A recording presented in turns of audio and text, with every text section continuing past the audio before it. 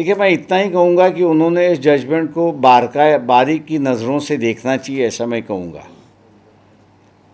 हर schedule caste की जितनी भी कास्ट है, शेड्यूल ट्राइब की जितनी भी जातियां हैं, उनमें दो वर्ग है, एक पढ़ा लिखा वर्ग है और एक बिना पढ़ा लिखा वर्ग है। क्रीमी लेयर की जब बात आती है तो इसका मतलब सीधे सीधे है कि जो पढ़ा लिखा वर्ग है, जिसको बेनिफिट मिल चुका है, वो क्रीमी लेयर होने की वजह से बाहर निकल जाएगा, और जो पढ़ा लिखा नहीं है वो रिज़र्वेशन के अंदर रहेगा या उसको रिज़र्वेशन मिलता रहेगा।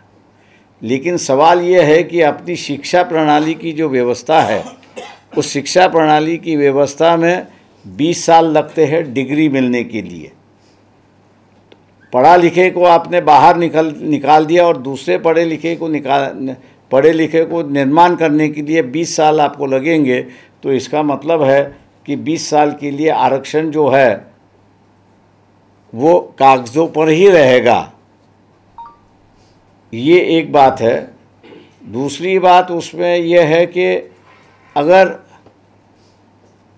सेंट्रल गवर्नमेंट के बेनिफिट से या स्टेट गवर्नमेंट के बेनिफिट से आपको किसी को निकालना है, तो किसी एक विशेष वर्ग को टारगेट करके आप नहीं कर सकते हो। आपको पूरी सोसाइटी की तौर से उसके देखना होगा, और जो बेनिफिशियरी वर्ग सोसाइटी में है उसको आपको बाहर करना होगा, किसी एक को नहीं। इसलिए मैं ये कह रहा हूँ कि ये जजमेंट भला करने के बजाय ये नुकसान ही करेगा, ऐसी एक परिस्थिति है। क्रीमी लेयर की वजह से ये पूरा नुकसान ही करने वाला है। आरक्षण 1950 साली में आलं।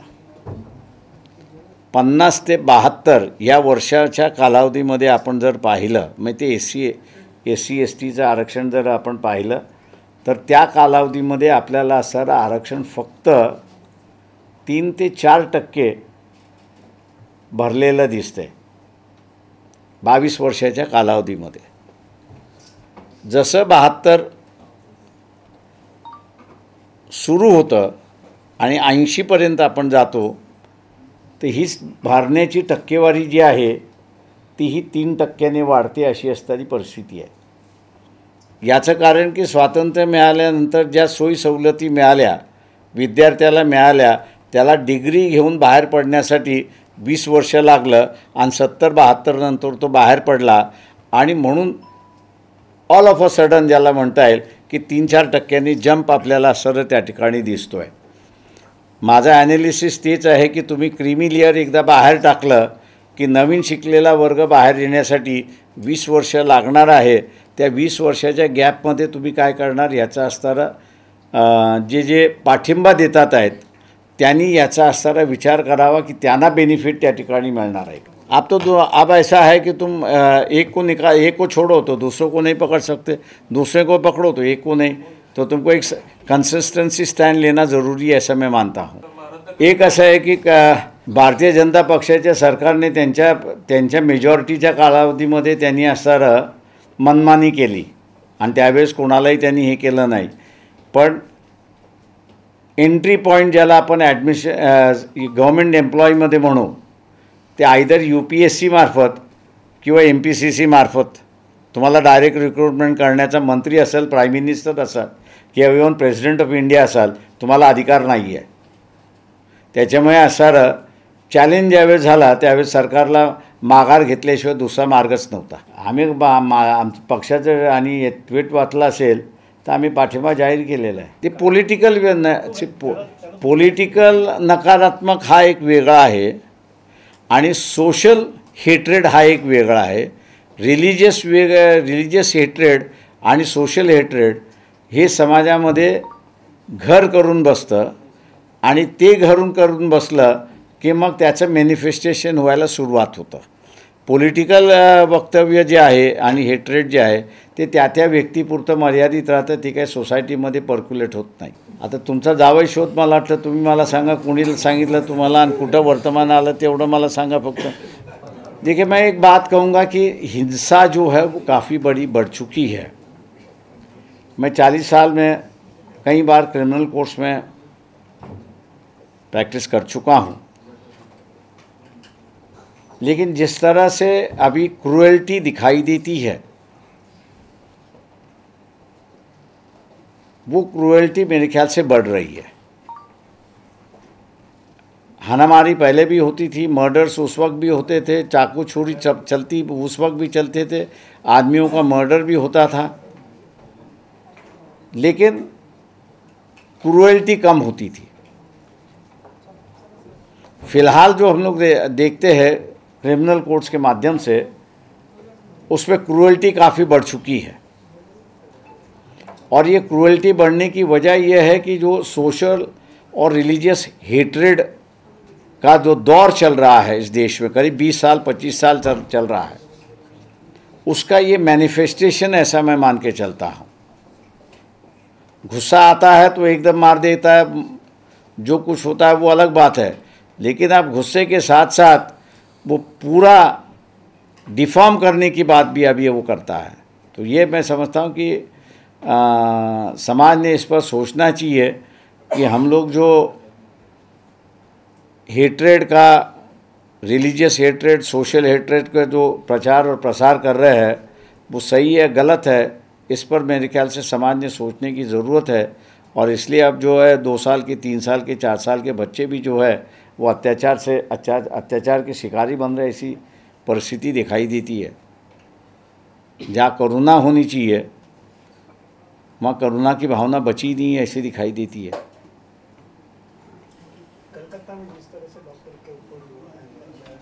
मेरे ख्याल से उसकी सही स्टोरी बाहर नहीं आ रही है। मतलब उसका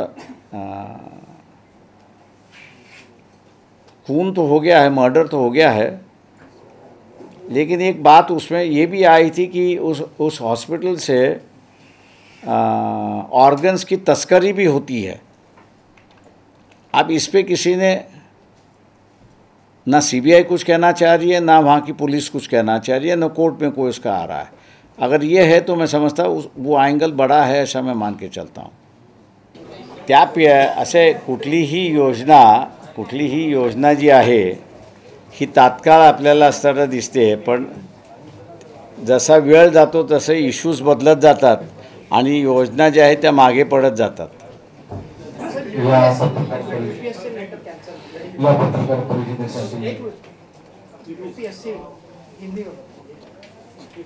देखिए, सवाल ऐसा है कि जब तक फुल मेजॉरिटी तब तक बीजेपी ने मनमानी कर लो, और डायरेक्ट रिक्रूटमेंट में आईएएस और दूसरे अधिकारी उन्होंने ले लिए, तब मेरे ख्याल से किसी में हिम्मत नहीं थी कि उसको विरोध करे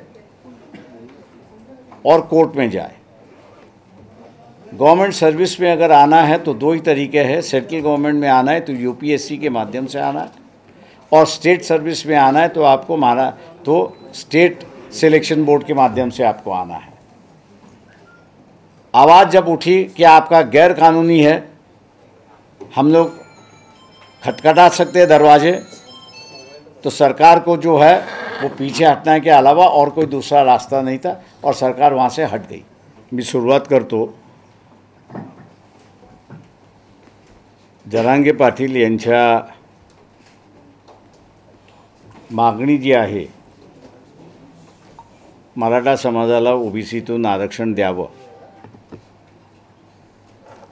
आणि निम्म्या महाराष्ट्रामध्ये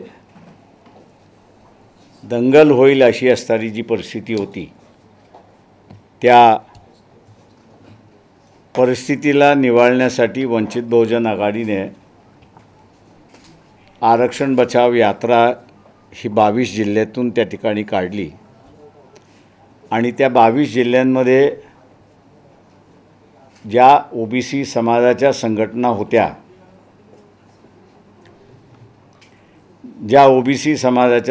होत्या, त्या जिल्हाभर त्यांना सारं एकत्र करण्यात आल्या, आणि त्यांच्या वतीने या पूर्ण 22 जिल्ह्यांमध्ये शांतता कशी राहील ही त्या ठिकाणी पाहण्यात आली। त्याचबरोबर ओबीसी संघटनांच्या जिल्हाभर ज्या बैठका झाल्या, वंचित बहुजन आघाडी त्यांना बरोबर घेत जिल्हा निवडणूक समन्वय समिती त्या जिल्ह्याची स्थापन करण्यात आली आणि तो एक फ्रंट त्या ठिकाणी उभा करण्यात आला, अशी असणारी परिस्थिती आहे. आत्ताच्या असणाऱ्या सुद्धा परिस्थितीमध्ये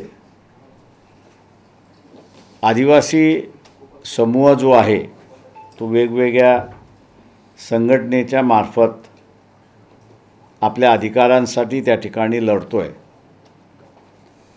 अनेक संघटनांशी आम्ही असं त्या ठिकाणी बोलत होतो आणि आज या सर्व संघटनांची बैठक त्या ठिकाणी बोलवण्यात आली. त्याच्यामध्ये प्रामुख्याने मी असं म्हणेन की गोंडवाना जनतंत्र पार्टी, त्याच्याचबरोबर असणारं भारत आदिवासी पार्टी राजस्थानचं जे मेन युनिट आहे त्यांचं, त्याच्याबरोबर निरंजन मेश्राम आहेत,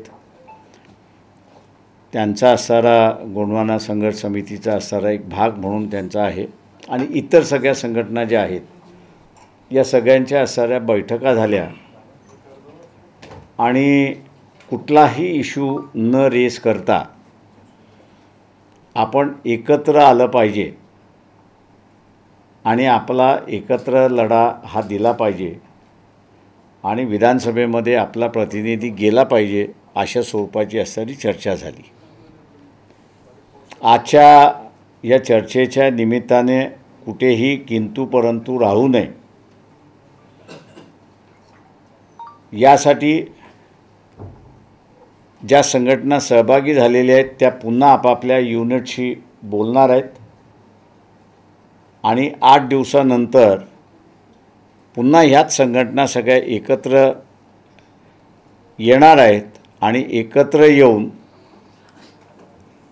येऊन आपला अजेंडा ते असणारा तयार करणार आहेत, अशी असणारी परिस्थिती आहे.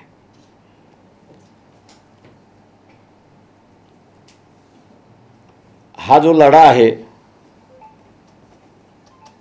हा लढा आदिवासी संघटनेच्या वतीने जरी असला तरी तो एक नॅशनलिस्टिक लढा आहे, हा आपण सर्व लक्षात घेतला पाहिजे.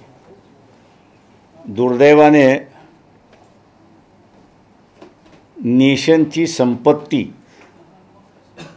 विकण्याचं काम हा इथला सवर्ण करतोय आणि देशाची संपत्ती देशाकडेच राहावी आणि त्याची मालकी देशाकडेच राहिली पाहिजे, यासाठी आदिवासी पूर्णपणे त्या ठिकाणी लढतोय, अशी असणारी परिस्थिती आहे.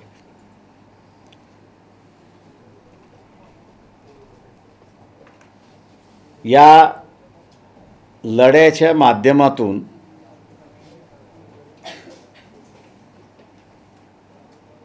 मी नेहमी म्हणत असतो की जसं क्रूड ऑईल आहे, मॅक्सिमम क्रूड ऑईल हे मुस्लिम राष्ट्रांकडे आहे आणि त्या क्रूड ऑईलचा वापर जो आहे ते कॅथलिक राष्ट्र जे आहेत ते वापरतात, अशी असणारी परिस्थिती आहे. भारतामध्ये सुद्धा तीच परिस्थिती आहे असं मी त्या ठिकाणी मानतोय की देशाचं 90% खनिज हे आदिवासी ज्या भागामध्ये राहतो त्या भागामध्ये आहे आणि त्याचा उपयोग करणारा जो माणूस आहे तो नॉन आदिवासी भागामध्ये राहतो, अशी असणारी परिस्थिती आहे. आणि म्हणून कॉर्पोरेट जगाशी आमचा लढा होणार ह्याची आम्हाला जाणीव आहे. उद्याच्या असणाऱ्या भारतीय जनता पक्षाचा असणारं शहरी नक्षलवाद अशा स्वरूपाचं कायदा आला तर उद्याच्या असणाऱ्या ग्रामीण भागामधला सुद्धा नक्षलवादाचा कायदा करण्याची शक्यता आहे. तीव्रता किती होईल याची आम्हाला पूर्ण जाणीव आहे. पण आजचं जे रेझोल्यूशन झालेलं आहे ते कुठल्याही परिस्थितीमध्ये आपण एकत्र लढायचं आपला प्रतिनिधी त्या ठिकाणी निवडून आणायचा. जे गुलाम जातात त्यांना आपण असणारं थांबवायचं आणि आदिवासींचं संरक्षण करायचं, त्या विभागाचं असणारं संरक्षण करायचं, खनिज जे आहे त्याचं असणारं संरक्षण करायचं आणि देशाची ही जी जलसंपत्ती आहे की जिचं उद्ध्वस्तीकरण असणारं होतं आहे त्याला थांबवायचा असा असणारा बैठकीमधला असणारा एक निर्णय त्या ठिकाणी असणारा झालेला आहे. तो निर्णय आपल्यामार्फत आम्ही असणारं जनतेला त्या ठिकाणी पोचवतो. जनता त्याचं स्वागत करेल असं मी त्या ठिकाणी मानतो.